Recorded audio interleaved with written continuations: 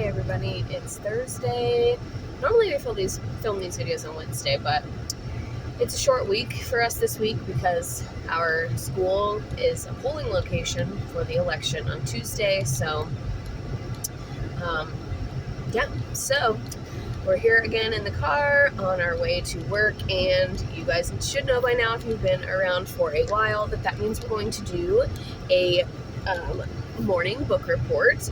And this week we're talking about a lovely little mystery called How to Solve Your Own Murder by Kristin, Perin. And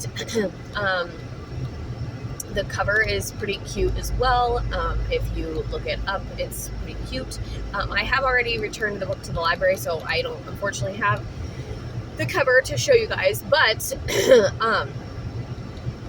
I made a comment in my last book report video that the last 3 books that I have read have all featured either Irish or English or characters from the UK. Like the last 3 out of 4 books that I've read, and all 4 of the last books that I've read have had English or Irish characters, or they've taken place in like a European country or the UK.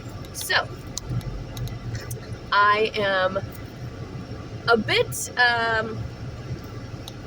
ready for something else, you could say, and not because the books aren't good, not because I don't love reading about England and Ireland and all these places that I've never been, because that's part of what makes reading great, but what's hard for me is the accents. Like, I cannot in my mind hear the characters speak in their accents when I'm reading, and so therefore I feel like I get a little bit of a disconnect with the lore and the setting and all of that. But anyway, so How to Solve Your Own Murder is told in a very interesting way, and like I said, this is a very fun, very cutesy mystery, a little bit of suspense, a little bit of drama, but not anything super gory or graphic.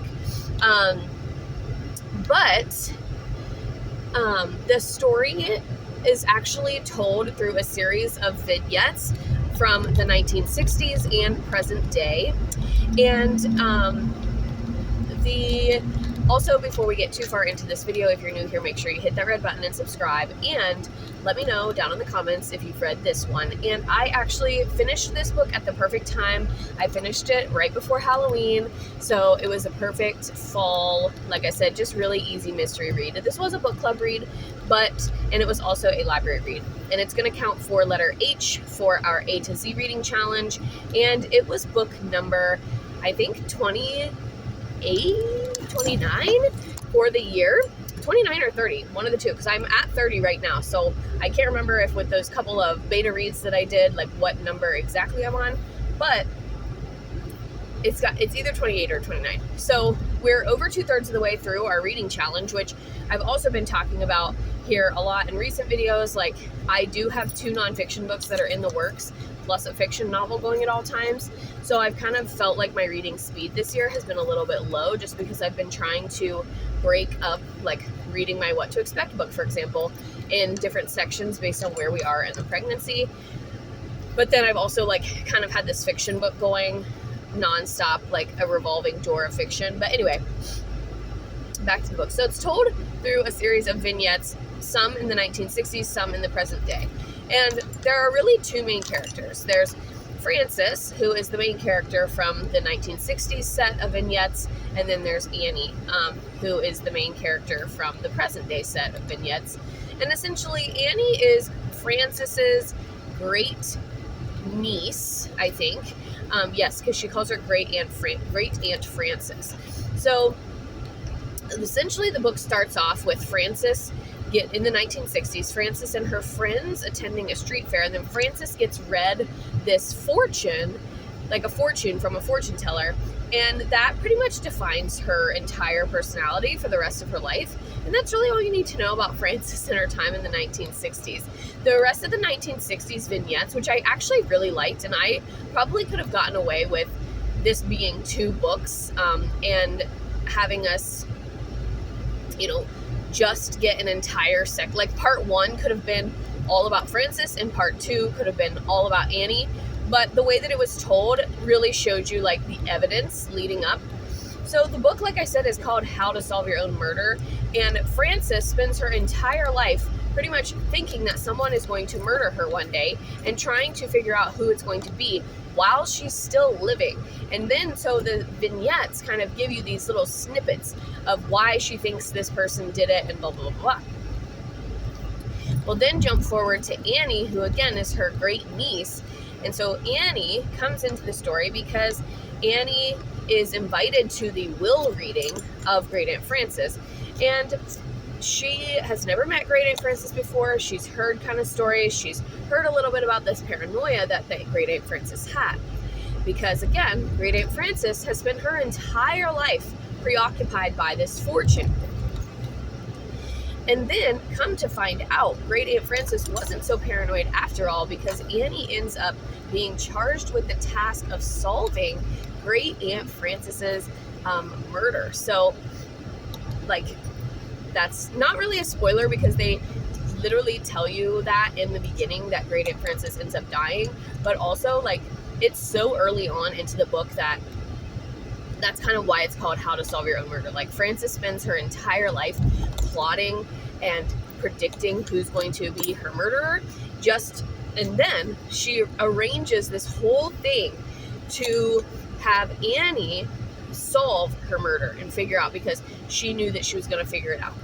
Anyway, this book very much so was like Knives Out. And I just rewatched the first Knives Out a couple of weeks ago, and every time I watch the movie, I'm just reminded of how great I think it is. I love the kind of clue aspect of the whodunit, the classic mystery, while also loving the idea that Christopher Plummer's character in the movie really, like, he derives this whole plan to have Marta inherit everything.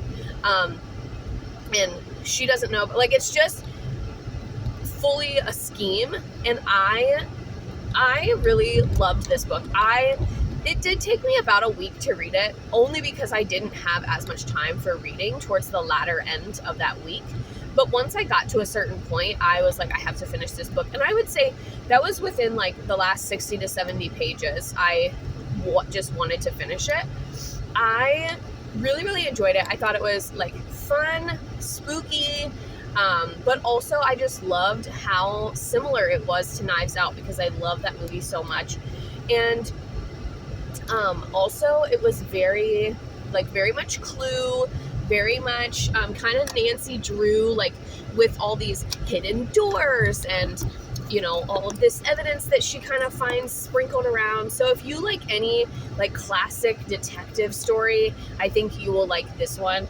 I am unsure if this was Kristin Perin's first novel or if it's her second, or if she has others. I think she has a couple of others that I would definitely be interested in reading. And there were some strong male characters as well. The detective for me was a stronger character, but also I think Annie was just a really well-written character. She has strong character development, and I think, you know, her motivation throughout the entire story is truly just to bring Great Aunt Frances some justice. And I think that she was written really well. I actually gave this book 4 stars. I can't remember why I didn't give it 5 stars. Something about the ending. Like I think I wanted a little bit more from the ending, like an epilogue. I wanted almost for it to lead into like a sequel almost. And I remember, you know, you spend books like this, like I spend every mystery book, every thriller book that I read, I spend trying to solve the mystery myself. And I remember, like, once all of the pieces came together, I was like, okay, that makes sense. But also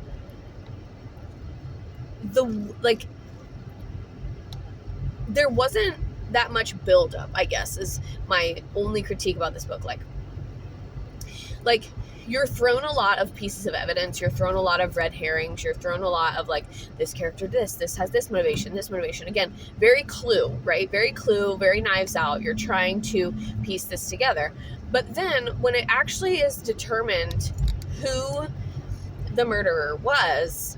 And when Annie actually figures it out, there's no, like, I felt like it was very sudden. Like, there wasn't even a lead up of, like, you know, a little hint or a little breadcrumb that the reader could follow. It was just like, oh, it's this person. Oh, he's doing this, or she's doing that. Or, oh, it's this. And I just felt like it was very sudden. Like, we had this, you know, we had all these breadcrumbs all the way throughout the story, and then when it finally came time to reveal, the big reveal, I felt like the author just kind of put it out there for us, and it wasn't, I don't know, the way that the reveal happened, I think, is what disappointed me. But yeah, and so it was just like,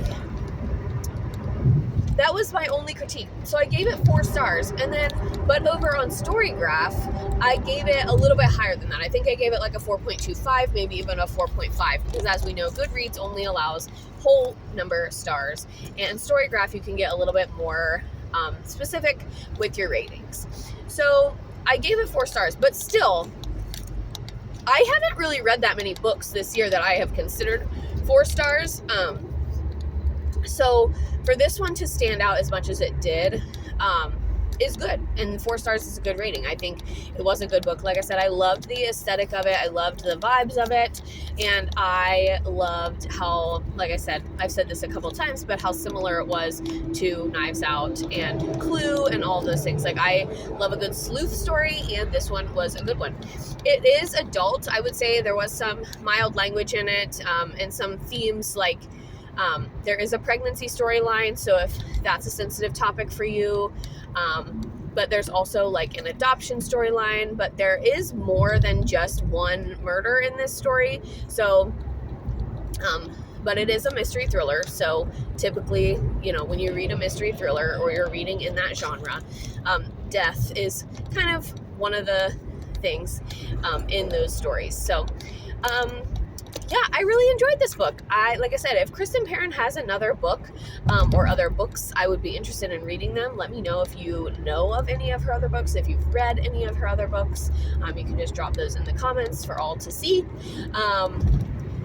And yeah, I am currently about halfway through another book that's also in the mystery thriller genre, which I can't wait to tell you guys about because it is, I'm flying through it, so I love when that happens. And I was talking about in my review a couple books ago that I kind of was in sort of a reading slump, wanted something different, and I think How to Solve Your Own Murder, I almost said How to Get Away with Murder, great show, by the way, except for the last season, but How to Solve Your Own Murder, I think, got me out of the slump. Like, I was just telling you guys, like the last time we did one of these videos, like, I am very much in a reading slump. Everything that I've read lately has been really slow. I've had a hard time getting into it, and this one I pretty much got right into, and it really turned it around. So if you are in a reading slump, and maybe it was just because it was fall/Halloween time, I knew that I wanted a mystery thriller,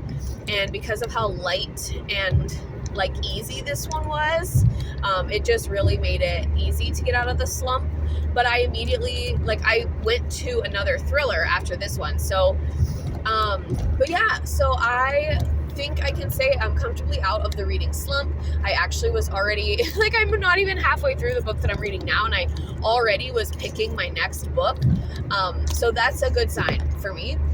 So yeah, I'm happy to report that this book kind of took me out of the reading slump. I think because I was just not expecting it to be as good as it was, honestly. That sounds bad, but because the last few books that I've read haven't really hit the mark for me, I just was like, okay, here we go. We're going to give this one a try. And it actually was a pleasant surprise. So, in the best way. So, I really liked it. I hope you guys check it out. Like I said, it's a great fall mystery read, great little spooky season read. And it is November, but we're still definitely in fall. I have my little Thanksgiving Mickey earrings on today. And like I said, we're definitely in fall. So keep the fall reads, the fall vibes coming. Some of you, I know, have already switched to holiday reads. To each their own. I am gonna try some holiday reads this year, but not until probably Christmas break. Like I'll try and read a couple like in that time, or maybe on my maternity leave or something, because we're going to be doing a lot of reading during that time, which I'm looking forward to. But yeah, so I think that's all I wanted to say about this book. Thank you guys so much for watching. Stay tuned for another update next week, because I'll probably have another review for you next week. And yeah, thank you guys so much for being here. Thank you guys so much for watching. Stay tuned. Also, some other content that I've got coming. We're going to talk about ways that we're preparing our home for baby. We're going to talk about classes that we're taking for baby and our thoughts. We're going to talk about some of the things that people don't like, some of the taboo things that people don't like to talk about when pregnant. Like, for example, this whole compression socks thing, this whole maternity underwear thing. Like, there are lots of like topics in maternity that I've had to kind of address, I've kind of come across on my own, and then I just feel like other people need to be talking about them. So I've got a lot of ideas for content coming soon, so make sure you keep it here. Hit that red button and subscribe. If you want notifications, you can hit the bell. Thank you all to all of my new subscribers who have joined recently. And yeah, looking forward to making a lot more videos for you guys. So thank you all for watching, and I'll see you next time.